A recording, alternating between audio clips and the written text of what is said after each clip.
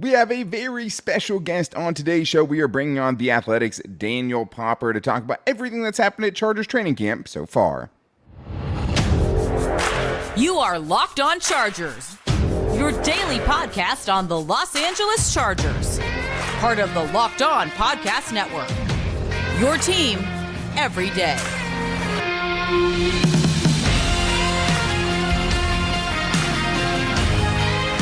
What is up, and welcome into the Locked On Chargers podcast. I'm your host, Daniel Wade, joined as always by my co-host, David Drogemeyer. We've been covering the Chargers now for 8 seasons together, but this is our 6th year as a host of the Locked On Chargers podcast, bringing you your team every day. Thank you guys, as always, for making us your first listen, and to make sure you never miss the show and big interviews like this, make sure you're subscribing and following for free on the Locked On Chargers YouTube channel, and also listening to the show wherever you get your podcast from. Daniel Popper is joining today's show talking about Justin Herbert and how he's fitting into Kellen Moore's offense, talking about the Chargers training camp getting a little bit chippier lately, and also the ups and downs of Quentin Johnston, because he had a couple of really explosive plays at Wednesday's practice, and I'll talk about what I saw at Wednesday's practice, including Quentin Johnston, Scott Matlock having big days, and also just I like some of the drills the Chargers are running there. I'm really excited about kind of how they're trying to get better at some of the things they've been really bad at. But today's episode is brought to you by Underdog Fantasy. Visit UnderdogFantasy.com or find them in the App Store and sign up with promo code LOCKEDON to get your first deposit doubled up to $100. Here he is, Daniel Popper. All right, guys, well, here is our very special guest today, the dude who has been really putting in the Lord's work out on the Chargers training camp field. A report after every single practice, the number one place we go when we can't get to practice to figure out what's happening at practice. And of course, we're talking about the Athletics' Daniel Popper. He's the senior writer covering the Chargers for The Athletic. I've told you guys before, even when Daniel Popper's not on, right? If you're not subscribing to The Athletic at this point, you're just missing out on so much that's happening in these training camp practices. But Daniel, thank you so much for coming on the show, man. We can't tell you enough kind of how much we appreciate everything you've been doing. Yeah, no problem. Thanks for having me, guys. Of course, man. Can't get you on enough. But one of the things I think that we were all looking forward to seeing once things opened up at training camp was just the new offense under Kellen Moore. And I think you've talked about it before, just, airing it out, and it's been much more aggressive offense. But how do you feel like Justin Herbert is fitting into this new offense so far? Because you see a lot of, Justin Herbert's intercepted, offense is struggling, but he's obviously trying to push the envelope and try new things in this new offense. How do you think he's kind of adapting to what he has around him now? Yeah, I mean, from Justin's perspective, I think it's looked really good so far. I mean, what you want to see, and I forget if I talked about it with you guys or somebody else, heading into camp, but what you want to see is just a willingness to push the ball downfield. And so you create, Kellen Moore comes in, he creates a structure where these deep shots are available to Justin. And he creates a coaching philosophy and an emphasis to Justin of, hey, we want you to take those shots, but you don't know if it's actually going to translate to the quarterback and how he plays. That has absolutely translated because Justin is very willing to push the ball down the field. In a lot of situations where usually he might check it down to the running back in a Joe Lombardi offense, he's taking a shot. If he sees single coverage on the outside, instead of checking it down, he's giving his receiver a chance to go make a play. And so in that sense, I think it's been very positive for Justin Herbert. The other thing that's really jumped out is I know you guys have seen the press conferences and stuff of guys saying he's more in control, he's more in command, he's more confident. That is really coming through because the amount of stuff that he's doing at the line, just from watching at on the sideline, is miles and miles above what he'd been doing in the past. Audibling, changing plays. There was a red zone play, in the scrimmage actually. When the offense finally got into the red zone, it was a 3rd and 2 from inside the 7. And Herbert actually lined Austin Eckler up. It looked like he checked to a run call, got Austin lined up, split off right in a shotgun, handed off to Eckler the shotgun. And they got a first down, that kind of stuff. He's very clearly in full command of this thing. And I think he has the confidence now in terms of what he's seeing to call out potential blitzes, change protections, change plays. And there's a reason that every guy to a man is saying this about Justin Herbert. I think the guy that I put the most stock in is Corey Linsley. For him to be saying that, to say the awareness is through the roof, that means a lot because Corey doesn't just say stuff, A. And B, a lot of that stuff in Justin's early years in Brandon Staley's regime, Corey was doing a lot of that. A lot of that fell onto Corey in terms of identifying the mic and changing protections and all of that stuff. And so for him to say that means a lot to me, and I think it aligns with sort of what I'm seeing in terms of Justin operating at the line of scrimmage. Yeah, I mean, I think that echoes everything that we've been hearing about Justin, just being a lot more confident, being a lot more free, and I think more open too. It seems Yeah. like he's kind of, starting to. Everyone keeps saying he's so much more confident in himself, right? And I think you see it with the team breakdowns and kind of how he's talking to everyone. But it does feel like that there has been a little bit of a shift there. I don't know. He's never going to be, rah guy, but it does feel like all of those things kind of go hand in hand. Yeah, and the money matters. Like the money matters. Like obviously, like when you get that size contract, like it's like a load of money. So I don't know if I'm allowed to swear on here, but like, you're good. So obviously, like that's going to be like a factor in how you act, right? But like in locker rooms, like that stuff matters. Like the guys that are getting paid the most are going to command respect. And I think Justin's like looks at it as a big responsibility that an organization has invested for that long and that much money into him. Like he knows that part of this thing is to take on that next step in terms of his leadership, but part of it too is just a natural progression. Yeah. Like as like anybody that's getting older, like I'm turning 30 in a month, like I'm learning new things all the time. I feel like who I am now in terms of my maturation, how I approach situations, work, social life, whatever, is very different than how I was 3 years ago as I've learned more and gained more experiences. Like these guys are human beings. And so as Justin goes from a 22-year-old kid to a 25-year-old, young man, right? Like that, he's going to gain more experiences in terms of his life and how he approaches things. And so obviously you're going to see him come out of his shell a little bit more in that regard. Yeah, one of the guys that he's going to be throwing the football to here for the next few years is Quentin Johnston, and you wrote about Quentin Johnston in your Wednesday's practice report. You kind of talked about some of the ups and downs that Quentin Johnston had. He had caught a really long touchdown from Justin Herbert, but also has had some poor moments as well. What do you think are some fair expectations for the Chargers rookie wide receiver in 2023? Yeah, I think like there's sort of this narrative that he, is going to be wide receiver 3 and he's going to be taking, 45, 50 snaps a game. Like, I don't think it's going to be that right off the bat because he has a lot of learning to do in terms of like mentally understanding the NFL game, understanding the scheme, knowing where to line up, all of this different stuff, right? Now you have a guy in Josh Palmer who's a super complete receiver and he's having a fantastic camp. He's looked awesome. Super smart player, always in the right spot, has the full trust of Justin Herbert, really good route runner, really good blocker. Like he's a guy that the team really hard trusts. worker. Yeah. And he's been making a ton of plays in camp so far. And so you have a guy there that you feel really comfortable with. And then what's going to happen is early on, so the way that Brandon Staley approaches this thing and how Kellen Moore has sort of approached it under Brandon Staley is like, hey, we're going to throw everything we have at these guys in the spring and summer, like the whole playbook and beyond, like every possible play, every possible concept we could, even consider running at some point during the season, we're going to throw at them. And then as they move into the season, like everything kind of shrinks and they consolidate and they figure out what they do well. But then they can harken back to those moments in the spring and summer so that it's not brand new during the season. It's something that they've already touched on. And so like for a rookie like Quentin Johnston, like for any rookie in that kind of environment, like it's going to be a lot up front.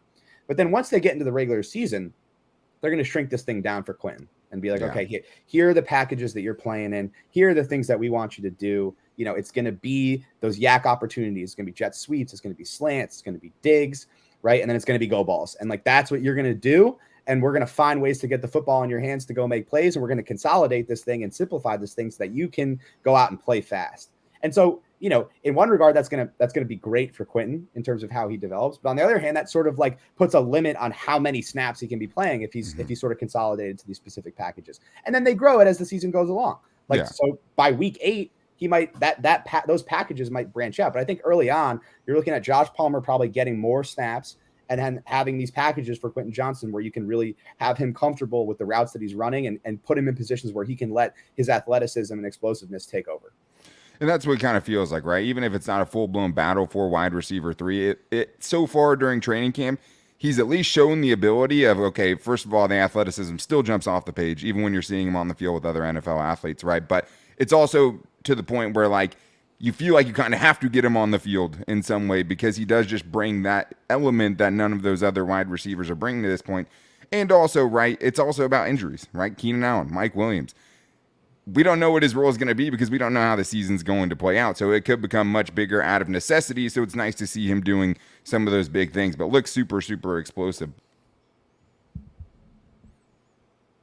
We have more Chargers training camp to get into with Daniel Popper, but first I need to tell you guys that August is here, and you know what that means. The official start of fantasy football drafting month. Get championship ready for your home league by trying out Best Ball on Underdog Fantasy. It's really changing the way fantasy is done. I love it. All you have to do is do one live snake draft, no waivers, no trades. Underdog sets your best lineup for you every week. Try it out with Underdog's Best Ball Mania tournament that's happening right now, which is a wild tournament. The largest fantasy football contest of all time is back, and even bigger, with $15 million in total prizes up for grabs, including an absurd $3 million going to the winner. Last year, the winner drafted their team in July. It's August, guys. Don't wait around. Underdog is the easiest place to play fantasy football and the best place for Best Ball, and we are working on a way to try to do our own little private draft with our listeners, which would be awesome. So visit underdogfantasy.com or find them in the App Store and sign up with the promo code LOCKEDON, all caps, to get your first deposit doubled up to $100. That's Underdog Fantasy, promo code LOCKEDON. One of the things the Chargers, and you've talked about it and you've asked a lot of questions about it at the press conferences, is just the energy level, and Brandon Staley kind of putting an emphasis on more energy during this year's training camp. And that's kind of turned into a little bit of chippiness, as you guys can read in Daniel Popper's, the Athletics practice report from Wednesday. But have you seen, does it feel like it's more chippy than other training camps? Because you've been here for a few years now. Are you kind of seeing that energy translation? Do you think it's kind of turned into more guys kind of being a little bit more chippy? Yeah, I mean, I think the energy's been pretty consistent since Brandon Staley has gotten here. Like, it's something he's always emphasized in terms of building the practice structure in a way where guys can go out and really compete hard. That, like Keenan Allen said the other day, like, this is the easiest camp I've been a part of. Like, what he was talking about is how they structure it. So they never practice more than 3 days in a row. They're never doing more than 2 days in a row in pads. Like, they're very cognizant of player performance in that way, and making sure that when these guys are on the practice field, they can really compete. And so when you create that environment in terms of your structure, like, it's going to lead to some really competitive practices. And I think that we've seen that so far. And then I think, like, part of it too, you mentioned what I wrote today, just about the running back, linebacker one-on-ones. I think part of it is that at this point in camp, you've been going against the same guys and you haven't been able to live tackle, and especially those position groups that's so contact based, like they are chomping at the bit to get out there and like play in live action. And I think you're seeing a little bit of that. The other part of it too is that you have some of these position groups where there's a ton of competition, like running back right now, like it's Austin, and then who knows, right? Like somebody's going to step up. And so, what goes into stepping up? Well, you got to run the football well, you got to catch the football out of the backfield, but you also got to pass protect, and you got to show a willingness to do it. And I think a lot of these running backs are hearing that from running back coach Derek Foster, like, go out there and show us something in these periods. And then in the case of the linebackers, like Kenneth Murray has a ton to prove. Talking about a guy who got his 5th-year option declined. I mean, he's a human being. Like, he sees all this on Twitter, like that everyone's constantly ripping him. Again, swearing. I'm sorry. I don't know. Am I allowed to swear? Yeah, you can go. Oh, You're fine. Okay. Like, he's like these guys see it, and so like I'm sure that he's playing with a ton of fire, right, to show this organization that he can be a long-term solution at linebacker. That's what's at stake for him this season. And then you have a guy in Deion Henley who's a rookie trying to make a role for himself with the team. And so, like, I think part of it too is some of these position groups, and these are two really competitive position groups. Another one I threw out there is DB. Like, there's a spot open there at star, and you got Jasir Taylor, you got Asante Samuel Jr. trying to find his way. Where is he going to play? You've got Dean Leonard, who's obviously carved out a role for himself on special teams, but where does he fit into the secondary on the outside? Is there an extra spot available there at safety? Behind Raheem Lane, Alohi Gilman, JT Woods, Derwin James? Is it Mark Webb? Is it Michael Jacquet? Like, there's options here, and space is available for guys if they go out there and make plays. And so, when you get into these one-on-one periods in some of these highly competitive rooms, like, you're going to get some action. And I think, Brandon Staley's done a good job of really emphasizing that he wants these guys to be playing with that type of intensity during practice. Yeah, one of those camp battles that you talked about that is definitely going to be raging on throughout training camp is the running backs, those backup running backs, Isaiah Spiller versus Joshua Kelly. Definitely one of the biggest battles out there for that backup running back role. Do you think there's been any substantial movement in that battle as the Chargers head into their first preseason game? Not yet. I mean, you can't really evaluate running backs until they get into live action. Right. There's obviously some evaluation that has taken place. I think both guys are running well. Joshua Kelly had a red zone touchdown in the scrimmage. Yep. Yesterday, I thought Isaiah Spiller had a really great practice, rattling off a few, 5-yard runs in a row. He's different physically. I mean, he was a 20-year-old when he was drafted. So just like that year from 20 to 21 is huge, especially when he has a full off season to, really work on his body and build up that physicality. His running style reminds me so much of Justin Jackson, like a That's bigger, more physical, more physically imposing Justin Jackson. Cause obviously Justin Jackson, like size wise isn't what Isaiah is, but just the vision, the patience, some of that like smoothness in terms of how he cuts. Yeah. Very shifty, like reminds me a lot of Justin Jackson. And Justin Jackson was a great player. Just like he was. Injury sort of derailed it. I mean, he's done some things with the Lions recently. But yeah, like I think, this preseason game is going to be huge for a lot of guys. That spot is one spot I'm going to be watching very, very closely because I think both those guys are going to get considerable reps. You think it's fully open, though, at this point, even though Josh Kelly kind of had it last year? Like they're going into a blank slate going into preseason game 1. Yeah, I think they're dead even right now, and these preseason games are going to be big. Another one I'd point out is, JT Woods. This is a huge, huge game for JT Woods. Yeah, like massive. He's going to get a lot of snaps, and a big thing for him was tackling. And can't do that in practice, right? So they're gonna be able to really evaluate where JT Woods as a tackler in this game, and that's also going to be a big thing I'm watching in the preseason game. Huge. And the other guy, right, that you talked about a little bit, let's talk about Kenneth Murray, because he is easily one of the guys that has been the most kind of hyped up during this training camp so far. And not even talking about, writers like you talking about what he's doing in practice, but like multiple different guys have gone out of their way when asked questions about Eric Kendricks to bring up Kenneth Murray in their response, right? Yeah, and talking about unprompted, surely, yeah. But like obviously for Chargers fans, it's so hard to buy in Kenneth Murray because he's everyone's breakout player every year. It's year 4 where he's kind of disappointed so far in the first 3 seasons. Are you buying into the hype? Have you seen a noticeable difference? Obviously, we have to see him tackle, and that's going to be a huge part of it. But like from your writing, maybe reading between the lines, it feels like you think he's kind of getting to the right spot more than we were seeing from him in years past. Yeah, I think that's a fair characterization. I think particularly in the run game, it feels like he's in position more often. And I'll go a step further and say that it feels like his key diagnose is at a different level, and he's not waiting. There isn't that sort of that moment of hesitation that you've seen with him in the past. Like he's diagnosing plays and he's going and fitting up runs and getting in the hole when he needs to.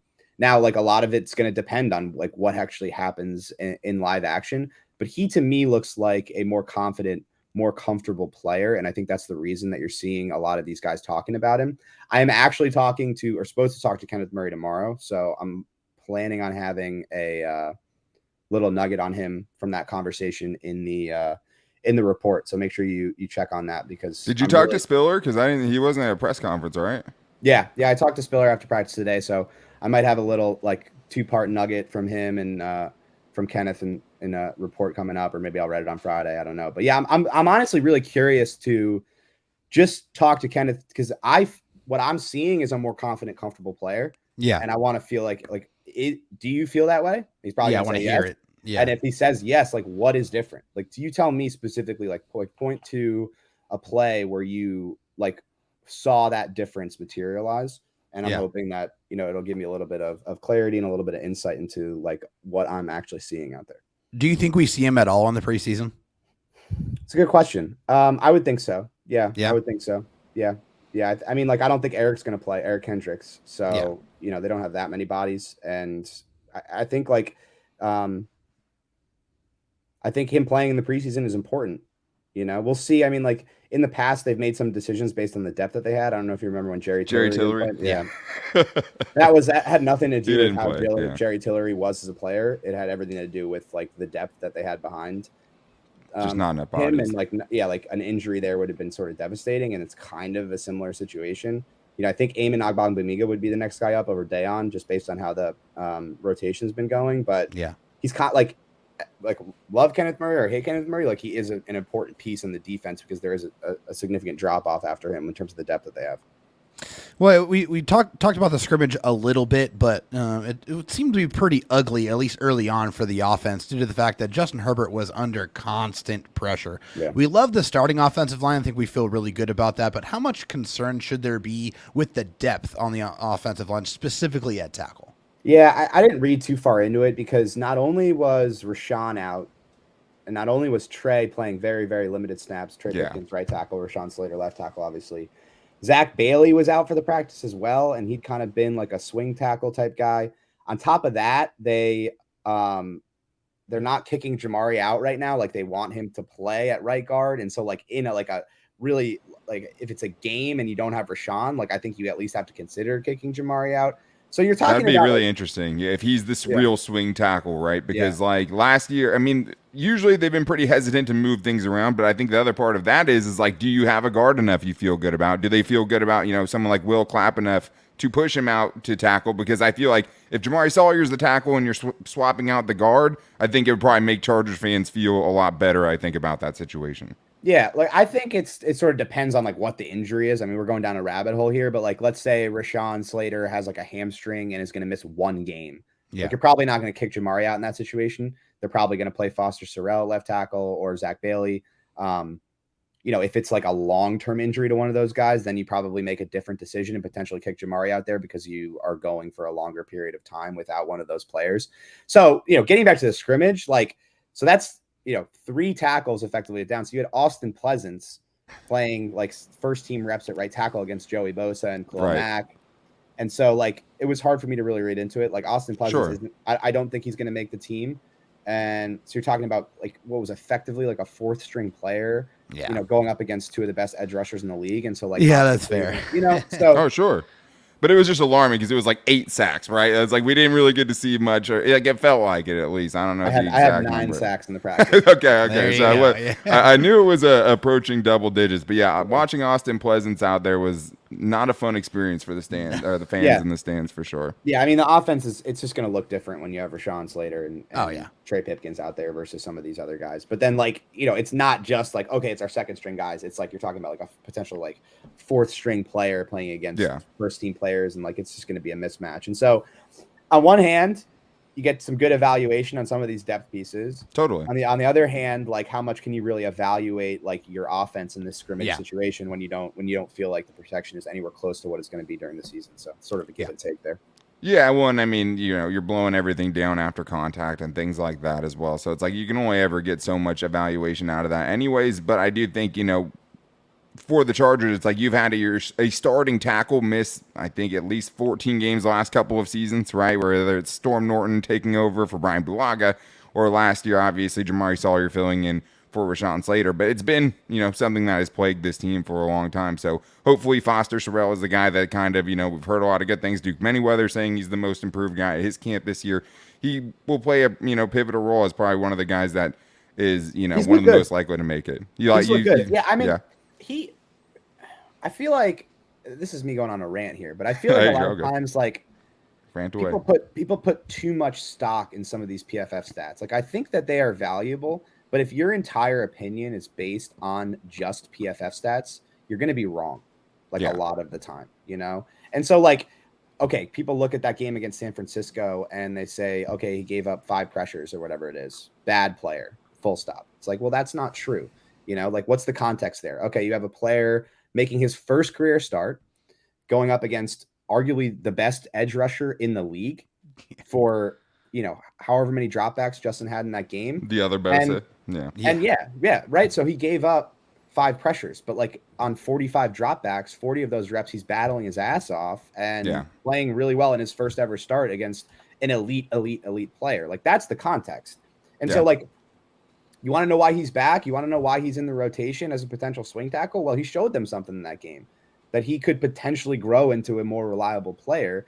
And he put in the work this offseason with Duke Manyweather, as you said, down with Rashawn Slater and Trey Pipkins in Dallas. And like, okay, like now he's looked like a guy who can be that potential depth piece there where you throw him in there. And is it going to be like beautiful? Probably not. But like he's going to battle and potentially give you a shot. And like, it's hard. Like it's really hard to find tackles in the NFL.